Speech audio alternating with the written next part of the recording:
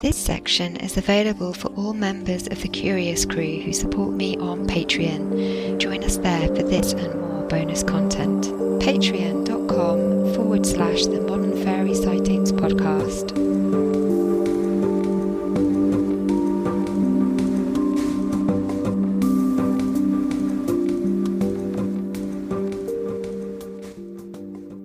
Hello and welcome to the Modern Fairy Sightings Podcast, where we listen to people's fairy encounters. But take heed, we're not talking about winged Tinkerbells here. These are real fairies, real encounters that took people like you and I by surprise. Stay a while and hear their stories. My name is Jo Hickey Hall, and I'm a folklore researcher. Dear listener, I hope you're well. Things are shifting quickly for many of us at the moment, and in the external world, horror continues to unfurl in hideous conflict. I gathered with a group of people recently, and it was striking to note, even though we're on the other side of the world, how all of us were deeply affected in all sorts of ways by current world events. We were holding anxiety and grief in our bodies. It showed up in aching, soreness and inflammation.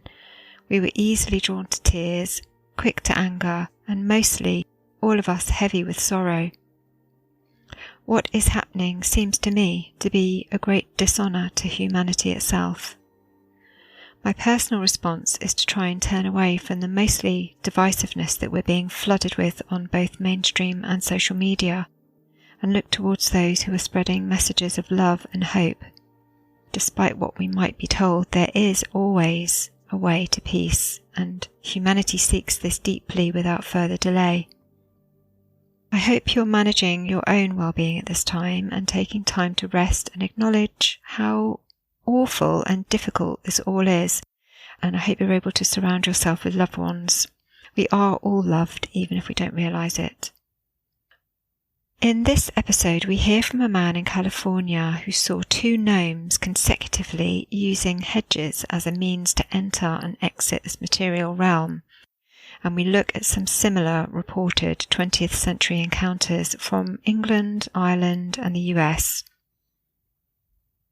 In the bonus full-length version on Patreon, our guest describes observing alongside his friend, fellow witness, a light being which appeared to take a human-sized female form, and we look at some encounters and a tradition connected with that particular experience. I have made some recent changes to the Patreon community.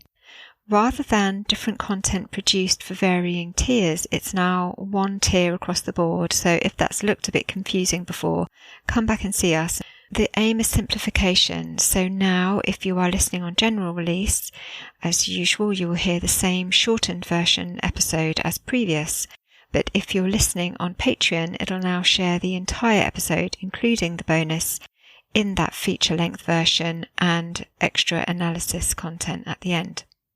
Huge thanks goes out to my dear Curious Crew of Patreon who have patiently waited for this latest episode. I really appreciate your support and I love your company. Thank you so much for being here. I've so enjoyed our chats on Discord and Patreon, and I feel so grateful for this space that we share. If you can support, please come and join us and dive into the huge new super organised collection of unheard bonuses. You can support in other ways by subscribing and rating the show wherever you listen, and most of all by sharing with your like-minded friends. I hope you enjoy this episode. I apologise for the poor sound quality in parts of this conversation. Unfortunately, it was just really bad when I played it back, but I have done the best I can with it, so I hope that's not too bad. And I'll see you at the end for some associated encounters. Time to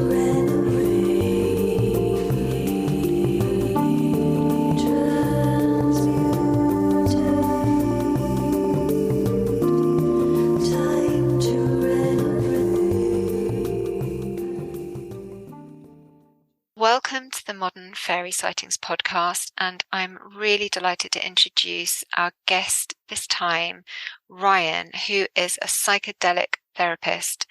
So, Ryan, you offer psychedelic ritual in order for sort of ceremonial purposes. Do you want to just explain what it is that you do very briefly?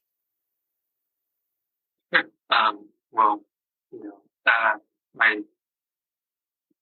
my practice as a psychedelic therapist is separate from the ceremonial use of psychedelics that I do. So one has my therapy is within a protocol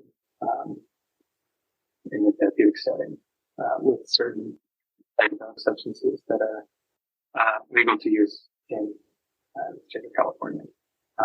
And my ceremonial use is one of more indigenous perspectives. I feel like when you're saying that, with the ceremonial aspect, that feels really strong. It feels like a very strong part of your identity, even. This is what it feels like. I don't know if you would agree, or yeah. I absolutely would agree. It is what also guided me into working as a therapist. It's also been just part of my life, my growth, maturity through the years, and really believe in it and indebted to it. So, it has a strong place in my heart. And you're going to be speaking to us about a couple of experiences that you had some years ago now. So I guess the first time, my first encounter was 2016, winter time. I live in right outside of San Francisco, California, north of there, and it does involve. Okay, so I practice ritual and ceremony sometimes with psychedelics, and this happened to be one of those times. And there's a group of us that gather and do spiritual work. And this was about it had ended our time, and I went out to my car around midnight, a little after. No one else was out. Everyone was kind of just congregating inside in the house. And I just wanted to sit and meditate for a little bit and just clear my head. Something as I got into this just kind of peaceful state, there was this pull to look at this hedge about 100 meters away. And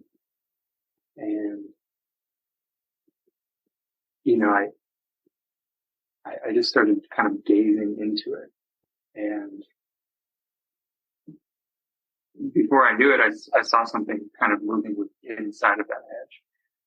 And I was like, okay, well, what is that?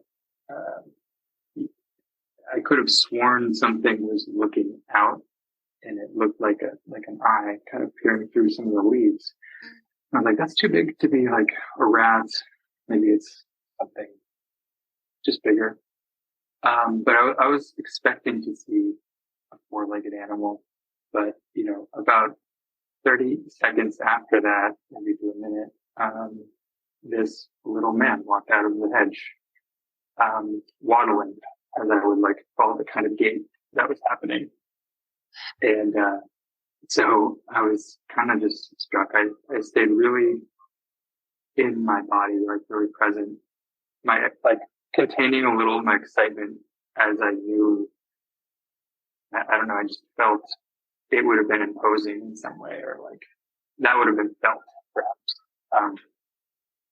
And he waddled across the street under a lamppost. So I got a clear look pretty much. I mean, there were some shadows and stuff, but it was wearing a hat and a portly fellow with trousers and a shirt. And not long after, we had crossed the street, another one had followed. And they both entered behind another bush, and that was it. The whole thing lasted probably about, from the trance meditation to them leaving, it was about 3 minutes long. Gosh. Yeah. So I didn't get a clear look at the other one. It was a little smaller. I would say probably about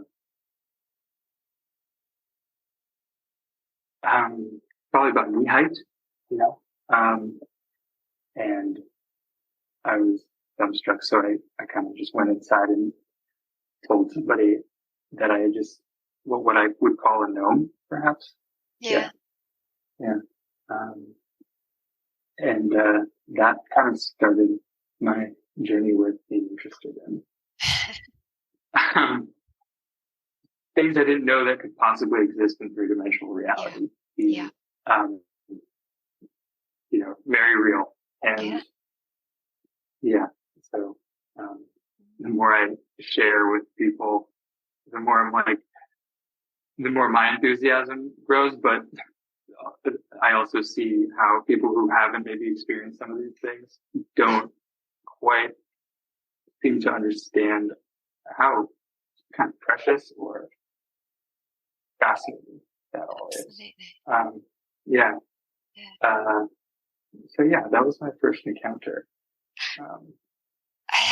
There's so many questions. I mean, it's really wonderful, and obviously it goes without saying that you'd come out of not only a ritual, but you'd what kind of psychedelics had you been using?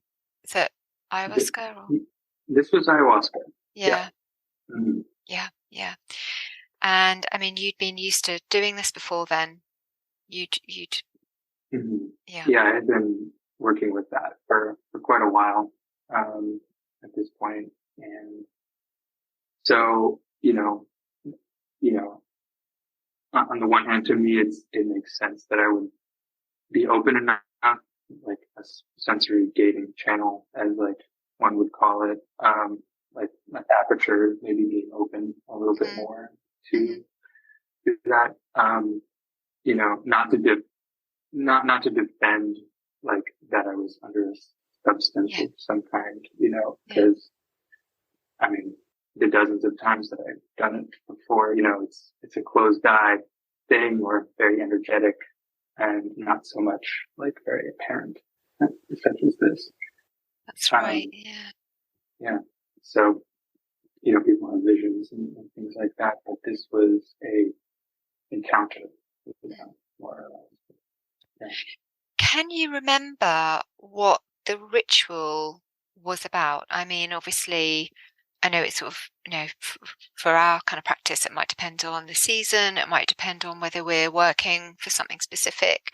Can you remember what it was that you were, what the ritual was about, or what it was kind of geared up for? Mm-hmm. So the ritual, at the time it's part of a larger Brazilian, Afro-Brazilian syncretic religion. So they include elements of mediumship. They include elements of Christianity, just different figures and different ways of expressing deities and divinity. So the ritual was particularly about one of the, one of the founders who one of the passed, like one of the founders. Yeah. So,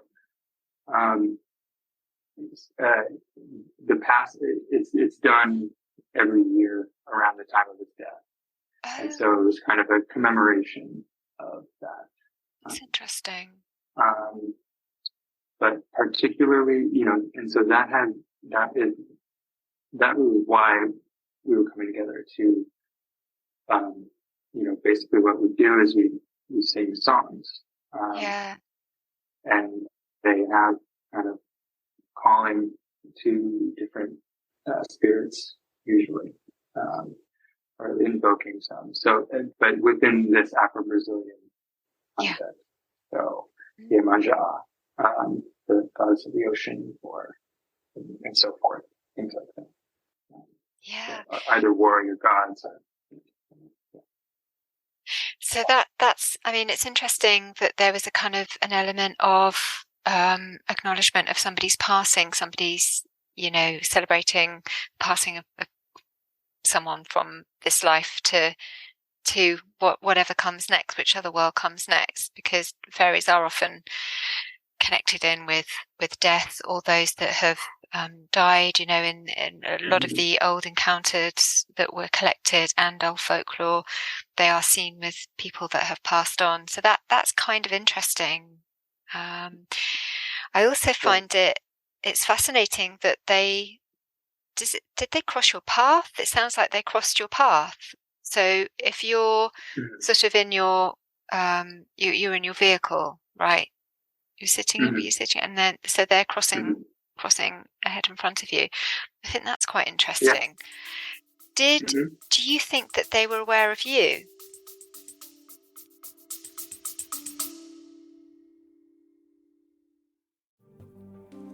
Healing has helped me many times in my life when I'd reached a point where something needed to change. In 2005, I trained with Martin Brofman to learn the body mirror system of healing, which was life-changing for me. It's based on the idea that the parts of your body that don't work well reflect the parts of your life that don't work well, and about which you have tension in your consciousness. The understanding is that tension is stress, and stress causes symptoms. In a distance healing or in-person session, I move up the chakras, returning each one to wholeness using a colour map. During the process, I see images and situations, I hear words or receive impressions that tell me something about what caused the tension in that person's life. The feedback at the end of the session is a really big part of the healing. If you're interested in a chakra healing session, you can contact me at scarletofthefae@gmail.com.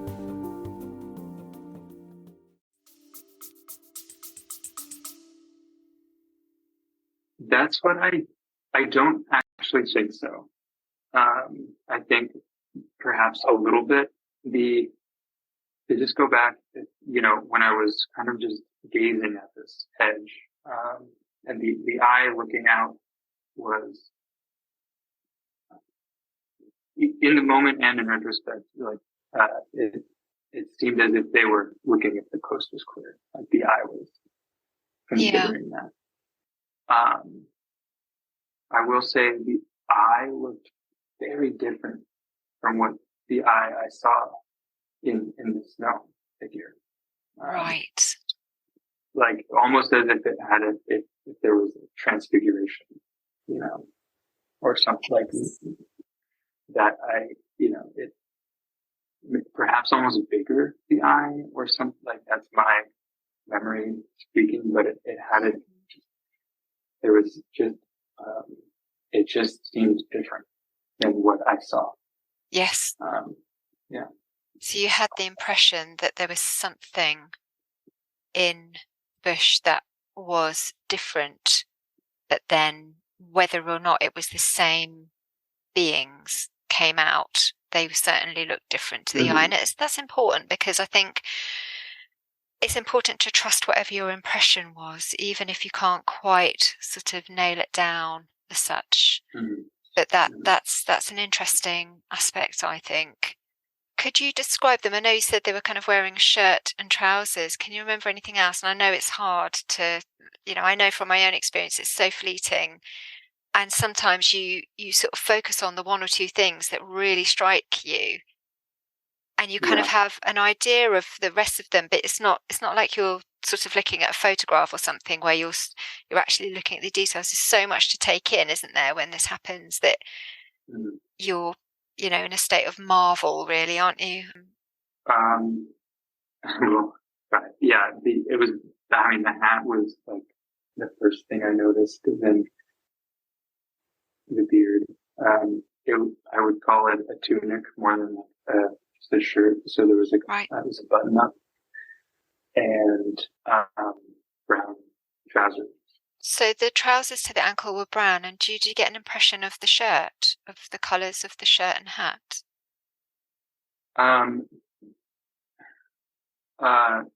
Lighter shades of brown from, like a cream-ish type of. Wow. Yeah. That is what, I'm calling, the hat. The hat, I don't know the color, but I just know the shape. Yeah. One of those pointy hats. And the other one, similar colours? Similar colors. Pretty identical. Yeah. Okay. But you said you thought that it was a different height to the first one. I thought it could have been a smaller head. Mm-hmm. Yeah. Yeah. The faces of the gnomes, did you get to see anything about their features? I know that you said that they were kind of rounded beings. Did you get to see what their faces were like?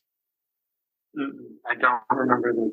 Okay. I recall maybe a gruffy beard. Yes. On the first one, at least. And that their face seemed more shadowed. I think given where the light was, or just, I don't know, the add of the facial structure. Yeah. They were still shadows. And were they you got the impression they were together? As in, were they communing with each other as they crossed, or was there any sense that they were sort of working together in some way? Yeah, I sensed a connection. I sensed that they were working together. My sense was family in some sense. Yeah. And, that they were crossing from one place to the next. My impression is that, one door from one hedge to another door, this plane, I guess. I don't know. Yeah. They're just for fun. Yeah. Yeah. The kind of crossing paths, it kind of makes me think of the tradition of cats either being lucky or unlucky depending on what perspective you take, because some people believe it's lucky for a cat to cross your path. And I had something earlier in the year where I was driving, and it was after a really interesting experience in a well-known dolmen, and to do with antlers. And as I came up to the brow of a hill, a deer came out of a high hedge. It's a lane, but it's a fairly busy lane because it's the connection between Bristol and Glastonbury and sort of Wales. Mm-hmm. This deer came out of a high hedge verge on the right-hand side and just crossed in front of my car, looked at me, and then jumped up onto a high verge on my left-hand side. And that could have happened in front of any car, but it was my car a day or so after this incredible experience where, I saw these antlers. So it really made me think about that kind of passing through, and how, they can appear and then disappear. There was something really important about that, that it crossed my path. So I do find that interesting. And do you know what time of year it was? Whenabouts in the year? I know you said it was the anniversary, but I don't know if you knew the season. Yeah. Okay, so I think I may have said winter, but as you were just talking, it was just like no, because it was in the summer, because the following, my next encounter is in the fall, but it was in the summer, not winter, and closer to the solstice. And it was definitely closer to the solstice. Yeah. Knowing this person's passing. Yeah. Well, exactly. Yeah, you could kind of place it, couldn't you, by their passing? Mm-hmm. Did you find that ritual had a deeper resonance with you than others at that time, or not particularly? Not particularly. No. I also, it has been some time, so I'm not absolutely sure what was, the significance within that particular ceremony. But I think within we would do, especially over the summer, that kind of ends a festival season. So we're doing a few in a short amount of time. So, within Yes. a month and a half, we may be doing more ceremonies. And so this was close to like the end of it. The end. So, pretty opened up, energetically. Very true. Yeah, that's nice when you can, build up that momentum as well. If you're meeting, and that's when things get really interesting, isn't it? Because as a group too, particularly if you're kind of working in this group, and you get that dynamic going in the group, and you get that connection going with whatever and whoever you're working with, that can really kind of build up. And do you, without kind of revealing anything personal, of course, did you have some things going on in your life at the time that you think you can relate that to? Any sort of shifts in your own personal life from one to the other, and perhaps even looking at the relationship with yourself and the person that you were waiting for, or because you then went into somebody's home, didn't you, of a friend? Was there anything around any of that you might relate to this happening then specifically?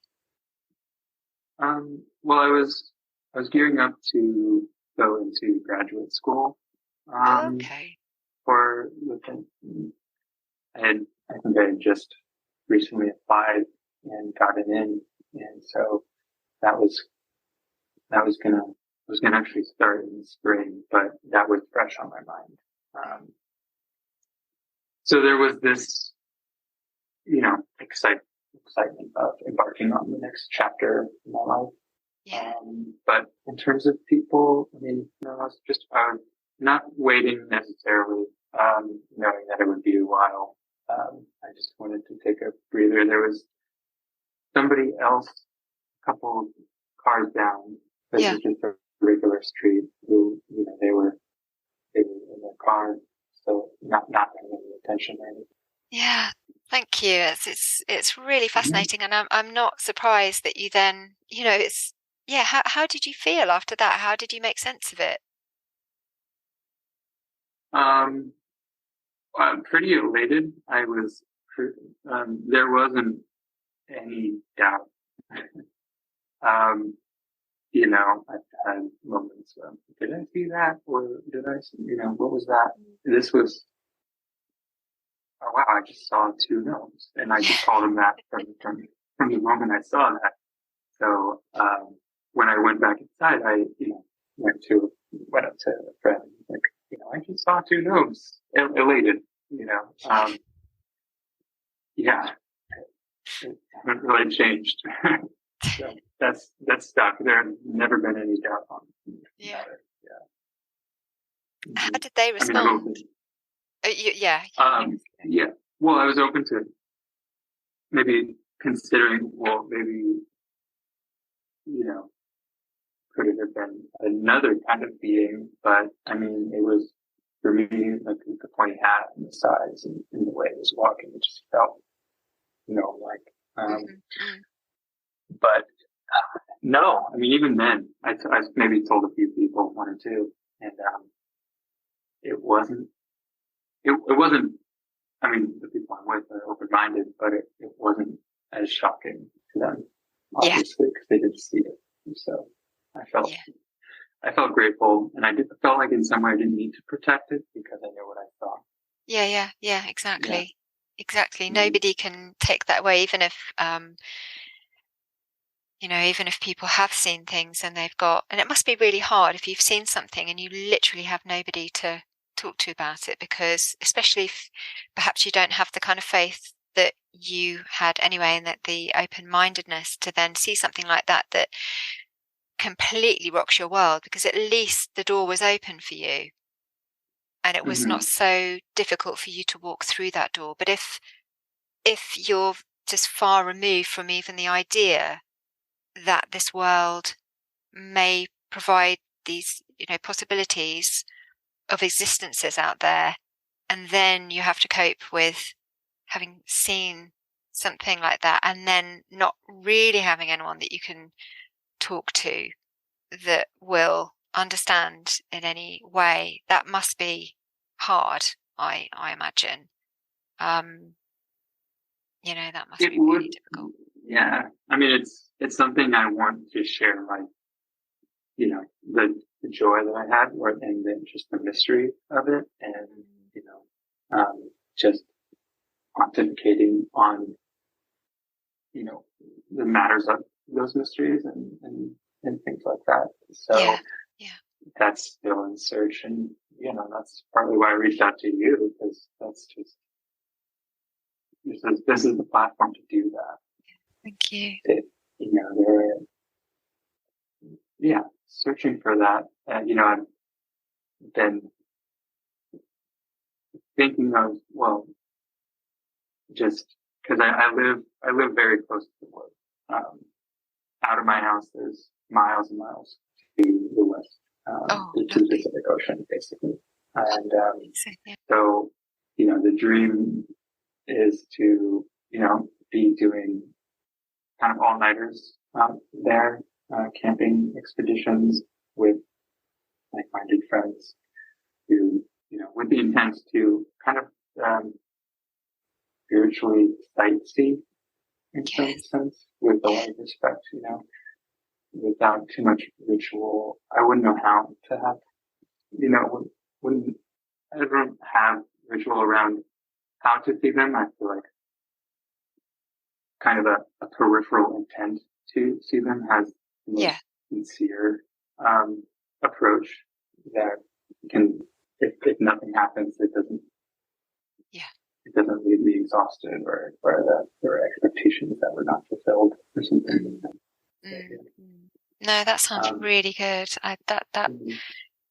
Did you talk to your congregation about what you had seen? Because I'm just wondering if others in that community, that religious sort of faith community, had also seen anything.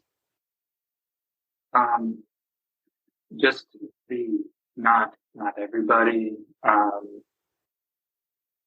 There's usually people who are like kind of holding down the guiding position within the ceremony. I didn't go to them. I just to some friends. And it seems like although believers hadn't seen anything, it wasn't until the next encounter that I was with somebody who was with me and saw it. Yeah, you both saw it. This was also after a ceremony, and this was from an Ecuadorian tradition, so slightly different ceremony. There wasn't necessarily any rhyme or reason for it other than for healing purposes. This section is available for all members of the Curious Crew who support on Patreon. Join us there for this and more bonus content. Patreon.com/the Modern Fairy Sightings Podcast. I wanted to ask you if, and again, you don't need to answer this if you prefer not to, but I just wondered if you had any experiences as a child, because it sounds like you're quite open, whether you had any, whether you saw anything as a child at all, or whether you remember having kind of strange dreams as a child, or let's say unusual dreams. Yeah. As a child, I had a number of sleep paralysis moments. Okay. That can be scientifically explained away. But, those experiences were pretty visceral in terms of having somebody on my chest. Yeah.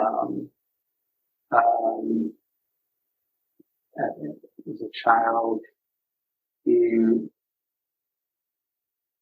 called them like shadow things, because I would see things jut into shadows, basically. Yes. Kind of blurry figures that would move into things that, everything would look normal if I had turned my head after seeing something by the corner of my eye. But Yeah. I would see that pretty regularly. Mm. And then being pretty attuned to presences. If I was in somebody's home or my own, parts of the house that I grew up in, my childhood home has a couple of oak trees kind of hugging the house. And,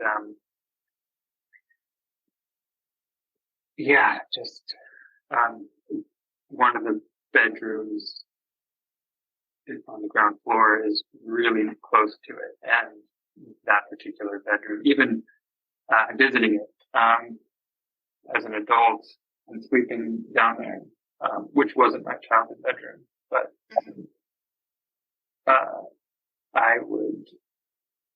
it would be a little less comfortable to fall asleep in.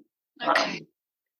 This sense of being tugged at by my toes has happened a couple of times in that room. My goodness. It was pretty terrifying. Yeah, and I attribute that to the oak tree somehow.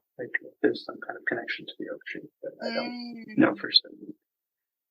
Yes. Yeah. Gosh, that is, I mean, I just spoke to somebody yesterday or the day before, and she was saying the same, that she would kind of be pulled, in bed, sort of pulled by the feet, which is really unnerving. Very unnerving. Yeah. And I still want to get to sleep at this point. So what I've learned is that I can't sleep on my back. Okay. It happens when I'm on my back sleeping. Right. So even to this day, I sleep on my side. Right. Yeah. As long as I'm on my side, I don't really get anything else. Yeah. When you had the presence on your chest, which sounds awful to happen, how old would you have been around then? I was young. I think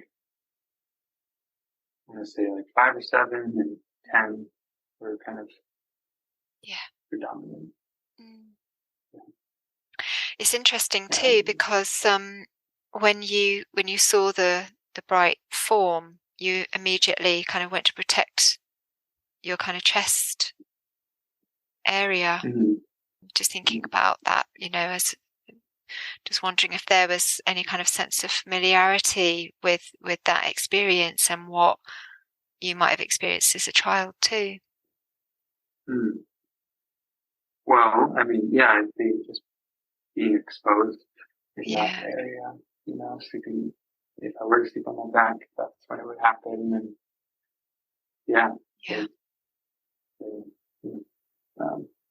the exposed are very vulnerable. Yeah. And as you say, it's usually spoken about as the night hag, that kind of sleep paralysis. But that's just one explanation, and there may be other ways to look at it too. But well, I mean, I kept this to myself as I was sharing that, because I was always it's so interesting, because I was always expecting some kind of witch, really, to be there. It was never. I wasn't really afraid of you hear man with a hat or something like that. It was never anything but some creepy hag witch how you would think of a witch. And that was always, in terms of what quality was on top of me, I didn't know. Yeah. So now, kind of having had these experiences, do you think it's kind of changed you in any way? I mean, I guess you're already open anyway, but has it sort of set you on any kind of course at all, or made any difference to your life? Because that's quite a year to see a gnome, to see some gnomes, and and how long? What year was this? Because I know you said you were just going off to grad school. Yeah, 2016. Ooh, that was a big year actually, because there was a lot going on in the world. If you think back, there were all sorts of doors being open. That was kind of the threshold, wasn't it? When things started happening. Right. And things obviously then kind of shut down in 2020, but still kind of going on. Interesting. Yeah. Okay. Yeah, that's quite a pivotal year for lots of us who are open and on our sort of journeys, if you like. Bit of a cliche to use that word, but a lot of us can pinpoint that year. So, where has it kind of left you now in terms of how you assimilate it into your life, and whether you feel it's made any difference at all? Yeah, it has definitely made a difference. After the second encounter, I kind of was like, okay, if I didn't put it together that there are paranormal hunters or things like that, but I was basically like, okay, if I had another life, I would totally just become, I would be the National Geographic photographer for these paranormal experiences, because there is nothing cool to me in some sense. So having these two experiences that were dark and undeniable made me, impressed me. And I think about them regularly. And,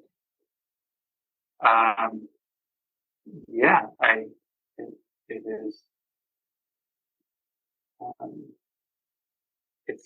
it's still it's still a mystery to me. There's I go out on walks, and like I said, I'm hoping to just, whether I have to do that alone or with people who are on board, friends or whatnot, to just do kind of vigils out, in power spots or wherever.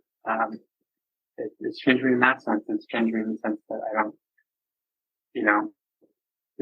there's no agenda other than just to kind of appreciate these things. I don't have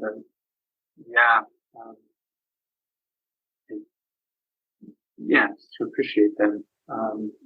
Maybe categorize these things. It's given me a lot more questions and answers, which I appreciate too. But and just being on the lookout for things. If you did, and you decided to kind of diarize it in any way, or be able to present it in any way, do let me know, because I would really love to, to see how this goes along, and how it may turn into something for you, maybe even something that you can share with people. So just keep us posted, because I'd love to see how this develops. Seems like if you're feeling that call to explore, maybe with people, or even to kind of aid understanding, then I think that would be really useful. It'd be, this is what we need right now. I feel we need more understanding. Yeah, exactly. And, folklore has been the best resource so far understanding of what I have. But even so, it's still so fragmented in some ways, or that there's, what's been cataloged and diarized is really only been a kind of in your neck of the woods, in the Celtic kind of regions too, if I can call it Celtic. But we know what you mean. Yeah. So, and even those are very slices of yeah, that I have to get questions about. Yes. And we know more about these things safely. And, then there's the aspect of, when I say I would like to go out and see, I also wonder, like, how safe that is, too. Yeah, not wanting to be, well, on one hand, just wanting to be safe about it. Who knows? Proceed with caution. Proceed with caution, exactly. Number one. Yeah. Oh, thank you very much. It's been really great to hear your experiences. They sound massively profound. There will be a meaning, and only you will know what that true meaning is. And maybe it's something that's going to be revealed. I tend to find that it seems to be, with me anyway, that I will feel that I'm kind of being intuitively guided to do something. And it might just be one thing, as you say, going out camping, maybe with friends. And that's kind of it, just to understand. And then as you go to do that, the next part is revealed. And you just, it's not like you can say, I'm going to do this and therefore it's going to end up like this. You just kind of, as you trust and take each step and listening to your own intuition and what is right for you, of course, that's paramount. As you do that and you kind of, follow the breadcrumbs, if you like, more and more is revealed. And it's a really wonderful way to live your life. And as you say, no expectations, but just an open heart, an open mind, following your intuition, listening, to nature itself, to what's happening within you, the messages you're receiving. I just feel like you can't really go wrong when you do that, because you are working from somewhere deep within. And when you do that, you're connecting with what is without, as well as in the nature around you. You're going deep and connecting at that deep place, and it just sets you on your path, and who knows where it leads. So it be really interesting to hear how you're getting on. So do keep us posted. No, I appreciate that. Thank you. That perspective. And I'll keep you posted. Time to renovate.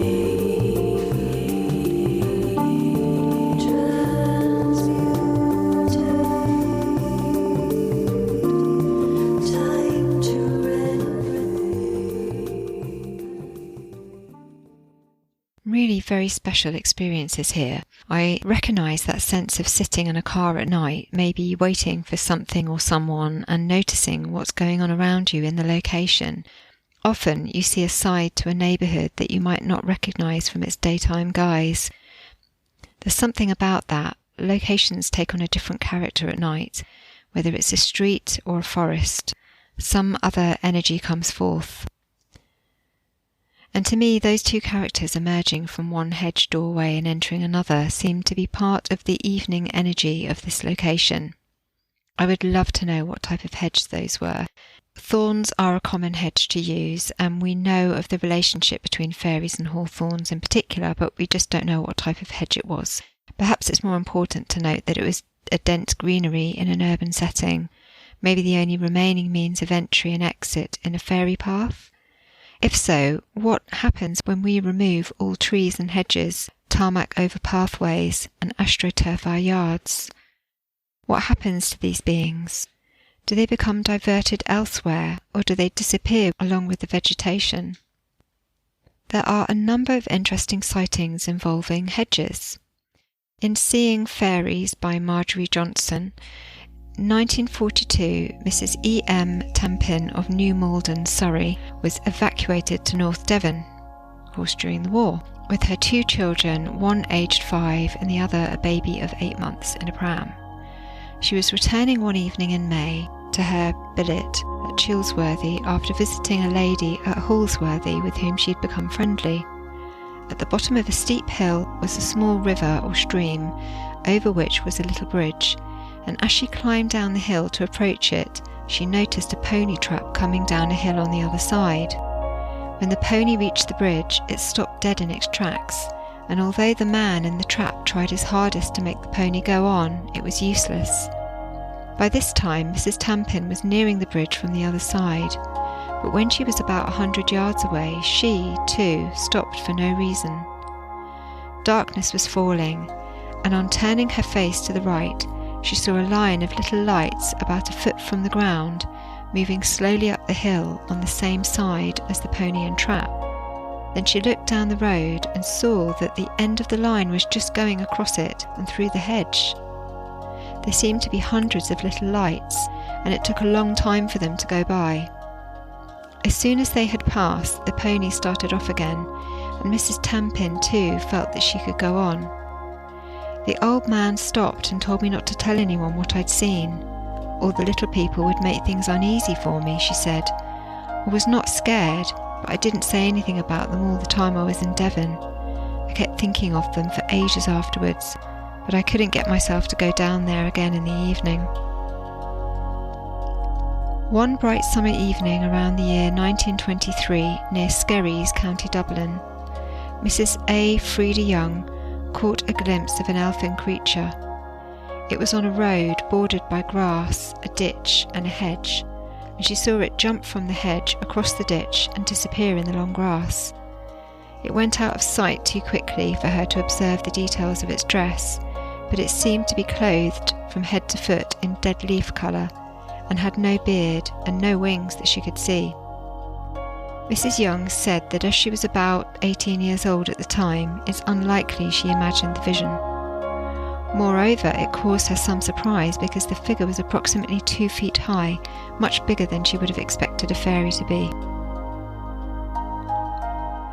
From Rugby, Mr. J. D. Watkins Pitchford, also known to many as BB, wrote that a friend of his, while motoring along a Devon lane at night when the snow was on the ground, was startled to see, in the light of his headlamps, 6 little people about 8 inches high, carrying a ladder across the lane.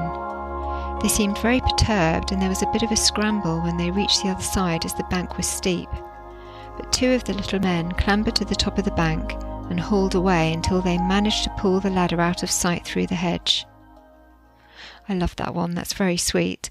This puts me in mind again, and I did mention in the episode, of the deer that crossed my path. I had an incredibly visionary and sensory experience 2 days previous at West Kennet Longbarrow before that took place, and I made a video about it at the time, and it's listed as an extra bonus on my Patreon page. This is one of the bonuses that was previously held for higher tiers, as I guess it's fairly personal, but I'm putting it out there and I'm happy for anyone supporting to view that experience, as it has meant a lot to me. It took place around Beltane this year and kind of started a series of events which I am kind of still working through. And I feel that this is some kind of connection with Artemis. So, and I since then have heard that many others this year were called by Artemis, so it's striking. If you have had any kind of call in that direction, I'd like to hear from you too. This next encounter is from the Fairy Census, number 249, from the 1990s, and took place in Delaware in the US. And the experiencer was a child at the time. In my grandmother's garden, I saw a figure materialise in an almost heatwave-like fashion. This was inside of a hedge. I cannot remember what the scientific name of the plant is, but we called it the boxbush because it grew rather large, but the inside was completely walkable. My grandmother was just outside of the boxbush and told me I may have seen one of the fairies that keep gardens healthy. In relation to this experience, there were no sounds. Interestingly, Marjorie Johnson, secretary of the Fairy Investigation Society in the 1950s, also experienced eyes peering from a hedge. She is, of course, the author of the book Seeing Fairies, which the previous first lot of encounters above were extracted from. This book was posthumously released in 2013 by Simon Young. While looking out of the window on a fine sunny morning, Marjorie tells us, I saw one such creature gazing at me from the privet hedge which bordered our garden. He was slender with a pointed chin and narrow slanting eyes, and his green naked body would be about 3 feet in height. Now that's interesting because if we think back to the experience in this episode as well, the guest was talking about the eye peering out of the hedge. The other experience in this episode is the white lady that was seen in the garden. And that's included in the full episode on Patreon. These kinds of encounters have connotations with Blessed Virgin Mary experiences. The whiteness seems to suggest either angelic or high vibrational beings. There's also a pureness in that white presence, and of course more traditional white ladies are very common in folk tales. There are many famous white ladies who are said to haunt castles and all manner of locations. If you're interested in this, check out the episode with Amanda Mariamne Radcliffe. In Jack Hunter's book Deep Weird, there's a similar encounter observed by 2 male teenagers who were walking in the wilderness. Although it's not described as a female form, it was similarly self-illuminating, and its presence caused the same sense of awe, and the way it moved silently was also notable. The young man explains how he and his friend were walking away from the house down a path toward the surrounding woodland when both of us immediately saw something out of place. Below, about 30-40 feet away from us in between the trees, there was something tall, white and 3-dimensional. It appeared to be completely white and soft like light, but it did not illuminate the trees or ground around it. It was shaped in an upside-down V or U. It was so white that you could see the shadow being cast on it whilst it was swaying, like it was a real animal. It was making creepy swaying movements with its whole body. It was moving left to right in a specific motion, standing on the forest floor, in the same area between the trees, making absolutely no sound, and there was absolutely no wind. It was beautiful to look at, but terrifying at the same time. We watched it in silence as it was swaying, and I started to feel impending doom. That sinking feeling in your chest set in, and it felt like I was going to die or something bad was going to happen. I told my friend specifically, I don't like this. He agreed, and we immediately left the forest. So it's very similar between the 2 witnesses in this episode too. What Jack mentions about that particular reaction is also very interesting to me. This aspect of a lot of these experiences, which is this sense of the mysterious tremendum, which is the sense of awe that these experiences give, that these encounters bring us. And then that's followed by the mysterium horrendum, which is this terrifying aspect. It's like in that moment you are, this is the way that I understand it anyway, in that moment you are so connected with Source and there's this realization, but in that there's this then sudden awareness that that is not our usual waking reality. There's something about that then terrifies us at a very deep place, but it's not the kind of fear that you get from a spook. It's a fear that you get from a knowingness. If you want to read more about that, I recommend reading Rudolf Otto's book, The Idea of the Holy. And he talks a lot around these phenomena and specifically uses the term numinous to explain these kind of non-rational, non-sensory experiences, a feeling whose primary and immediate object is outside of the self. So that book was written in 1917 and provides a lot of understanding to these sorts of encounters. I'm really fascinated by the collection of dew in that second experience too. And here's that little tradition that I was referring to. I am a Beltane baby, so I always remember this tradition with great fondness, and I have carried out this once or twice too. The fair maid who the 1st of May goes to the field at break of day and washes in dew from the hawthorn tree will ever after handsome be. In Marjorie Johnson's Seeing Fairies, a Barbara Pleydell driver talks about being at boarding school in Bordsey, Suffolk. She says there was a music mistress who told her that she always saw fairies and elves in the very early morning when the dew was on the grass, and that she watched them collecting the dewdrops. Of course, the schoolgirl Barbara longed to see them and begged the mistress to allow her to go to her bedroom at 6 a.m. This I did, full of great expectation, she said, only to find I could not see them, but I could only listen to her wonderful description of the scene on the lawns. I usually inquire in these episodes about what was happening in the life of the person. It's because there's always meaning to be found in these experiences. You will know what that is if you stop and listen. The best way to do that is to go quietly within. I realise it's often hard to find time to do that nowadays, but it is so worth it, particularly at the moment. I hope you are all able to find time for the things that lift your spirits right now and restore your inner compass and your intrinsic values. It's worth making that a priority and focusing on what you can do rather than what you feel helpless about. These are extremely hard times and it feels unprecedented, certainly in most of our lifetimes. So find your people, do your thing, and remain focused on the love that exists in this world. I like to think that the beings of the other worlds, especially our ancestors, are helping us at this time. I recently released a new path working on Patron which involves linking up with our ancestors and sending healing to the current situations that are happening in the world. Sending love to you, dear listener. Thank you for being here, and always remain curious.